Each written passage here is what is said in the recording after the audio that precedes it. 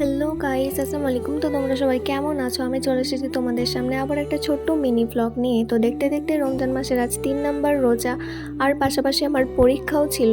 তাই এক্সাম হলে যাওয়ার জন্য আমি বেরিয়ে পড়েছিলাম, কারণ থার্ড সেমিস্টারে যেহেতু আমি আমার আম্মিকে পাশে পাইনি, তো ফোর্থ সেমিস্টারে পেয়েছিলাম। তো আমার এক্সাম হয়ে গেলে বাড়ি ফিরে এসে একটু কোরআন শরীফ তেলাওয়াত করে নিই, আর নামাজও কমপ্লিট করে নিই। আর এদিকে ইফতারের টাইম হয়ে যাওয়ার কারণে আম্মিকে একটু কাজেও সাহায্য করি, কারণ এই টাইমটাতে বারবার খালি মনে পড়ে যে একটা সময় ছিল যে টাইমটাতে পরিবারের সবার সঙ্গে একসঙ্গে ইফতার সেহেরি এই ব্যাপারগুলো কাটানো যেত।